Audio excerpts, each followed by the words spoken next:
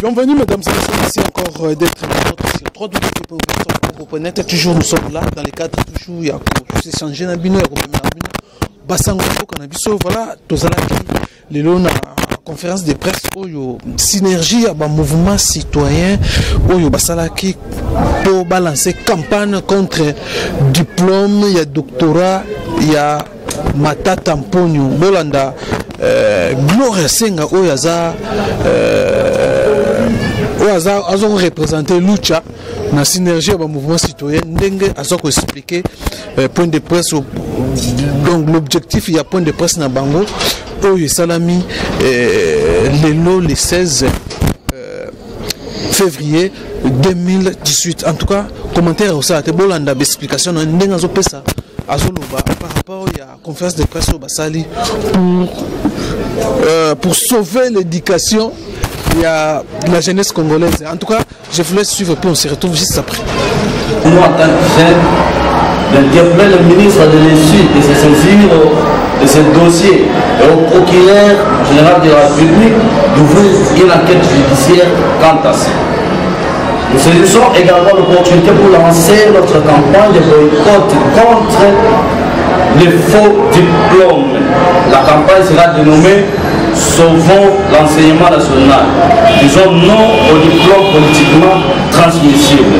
Matata Mponyo fraudeur.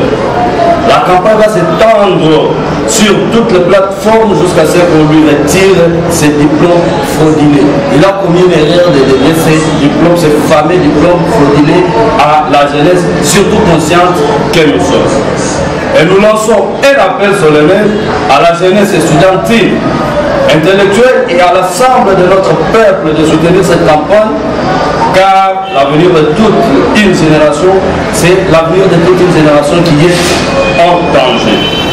Pour les organisateurs de la campagne, nous avons Gloria Senga, de la Lucha, le Congo, du collectif des jeunes pour changement et Ben José Lendou, de ESA et Esther, Madame Esther pour la jeunesse de l'IDPS. Nous vous remercions. Le point de presse n'est pas suite à la démission du professeur Mabi Mulumba.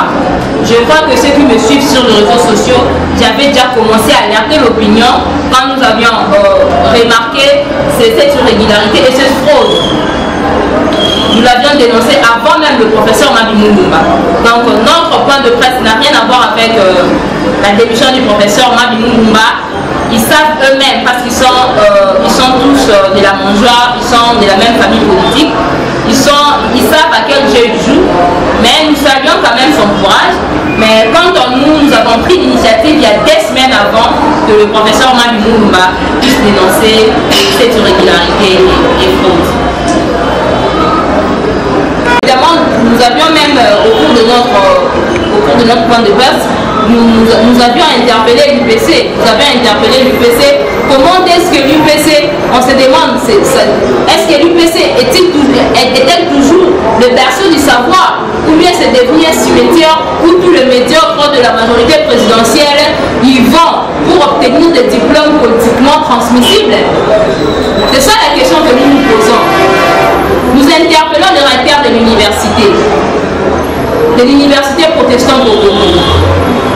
Vous l'interpellez, mais est-ce qu'il y a des démarches que vous avez amenées pour le rencontrer afin qu'il vous dise de quoi il s'est agi normalement autour de ce processus de délivrance des diplômes? En fait, nous avons dit que notre point de presse a été bien avant de l'annoncer. Nous avons pris le temps de mener nos recherches. Nous sommes rendus à l'UPC. Les portes ont été fermées. Et il y a déjà constaté le fait. Il y a déjà qualifié les droits, on peut dénoncer ce que nous avons. On nous a dédié un diplôme. Nous savons les diplômes et il faut. Qu'est-ce qu'on demande? Si on va financer, c'est en fonction de ces diplômes. Alors il faut les dénoncer. Lorsqu'on les dénonce, on rejette cette dédicace. Souvent votre frère, vous êtes conscient qu'il a en première licence, ou il a en deuxième graduat, il défend son DFC. Bien qu'il a pris la mention distinction. Vous avez dit clairement que le Coran est enseigné avec. Dès ce moment-là, vous avez réglé ça. Tout ce qu'il pouvait dire après les bêtises qui sont inscrits dans les DPC. L'UPC, nous l'avons interprété. Quand nous interprétons, c'est pour dire, autrefois, l'UPC était bien réputé.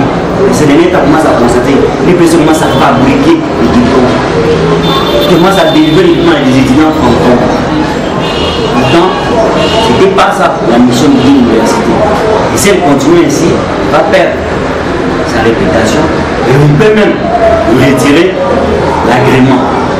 Le recteur nous saisit. Il comprend, il est conscient de ce qui se passe au sein de son université.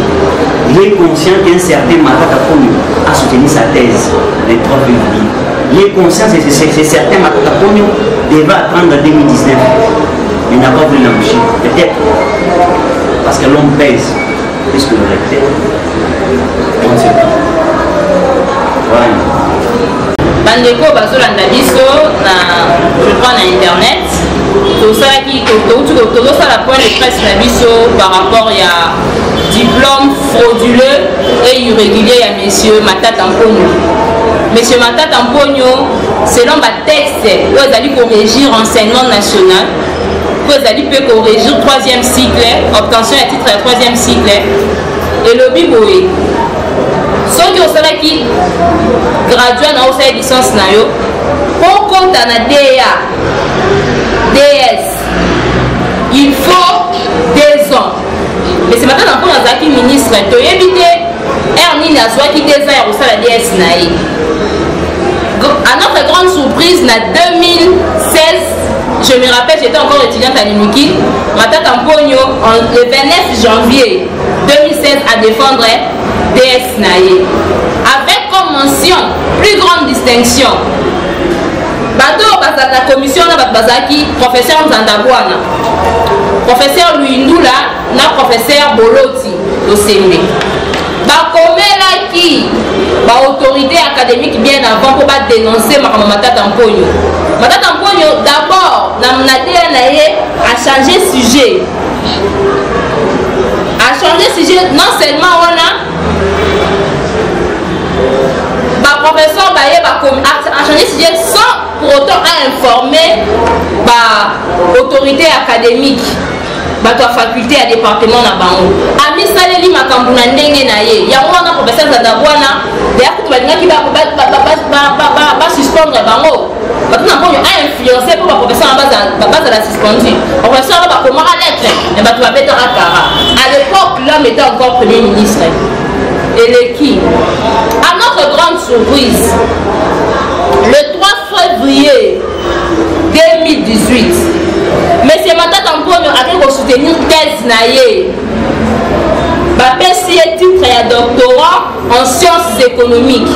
Normalement loi elobi nini il faut 3 ans.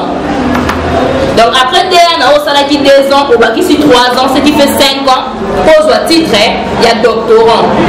Matata Mponyo contrairement il y a 3 ans il y a sali 4 il y a pas on a 3 ans il y a sali 2 ans plus 2 ans il y a DA et sali 4 ans. C'est ça la fraude et puis loi na biso la loi interdit ça. La loi cadre sur l'enseignement a considéré comme étant une infraction. Pourquoi Matata Mponyo a se livré dans l'acte? Pourquoi il y a une vieille attache chinois qui le bara. Sans que l'Union bundisa pays, pour ça la guerre té. Pour ça la guerre n'a pays ou en a té. Yo baby saka système d'éducation. Matata Mponyo a comploté contre toute une génération. Ce qui est grave, a dédié diplôme na le Kouta la jeunesse congolaise. Jeunesse oyo soki ake marche babeta kaye masasi jeunesse oyo azanga musala yango na ye Matata Mponyo azo dédié diplôme na ya lokuta. Donc biso to comprendre que monsieur Matata Mponyo azali ko inciter biso à la fraude, à la tricherie, à la corruption. Biso to boyi diplôme wana ya lokuta. Et donc, comme nous disons, intellectuels congolais, les professeurs, même certains opposants professeurs, je n'ai vu personne ouvrir sa bouche pour condamner, pour dénoncer cette fraude. L'invité le professeur Nabi Mulumba pour démissionner l'école doctorale wana to éviter le besoin qui est mais à ça tardivement. Qu'est-ce qui s'est passé? Pourquoi il ne l'a pas fait avant? Qu'est-ce qui prouve qu'il avait alerté avant? Qu'est-ce qui prouve qu'il avait vraiment alerté? Pour éviter. Donc si on comprend, République de Kingakati est comme il faut fabriquer, et comme il a une université de Kingakati nango, ils ont fabriqué ma diplôme nango. Oh mboka ndenge nini oyo. Hier Matata Mpolo veut être président de la République. Il veut accéder à la magistrature suprême. Exemple, à sa piso, jeunesse Yangoana, quel modèle pour nous? Les complots ne viennent pas seulement de la Belgique. Balobaka, Yemen de Wana Mutalokuta, Alobaka. Eh, les complots, la Belgique, les impérialistes, non! Complot, Bazosala contre la jeunesse congolaise et Seyebani. Tous les médiocres de la majorité présidentielle sont en train de comploter contre la jeunesse congolaise. Boni boye, Yangoana, de lancer campagne na biso. Déjà, on a pas sur les réseaux sociaux, au moment de la campagne, sauvant l'enseignement national, disons non au diplôme politiquement transmissible, Matata Pogno, tricheur. Et là, on a Zaki Nangoya Kolobayangoa, on a évité ce bandit Kobaza à Maloba. Merci Nabiono Soboti Kolanda synergie à un mouvement citoyen basangana ki bango nyonso pona ko telemela diplôme oyo bauti ko pesa na Matata Mponyo oyo lelo Matata Mponyo a commis doctorat à respecter te ba loi ndenge bazwaka diplôme en doctorat à respecter voilà bango ba se mobiliser pour banda déjà ba campagne pour retirer diplôme. En tout cas, commentaire ça a été merci Nabil Nyoso prochainement na numéro Moussou merci na Christian Chibambalo.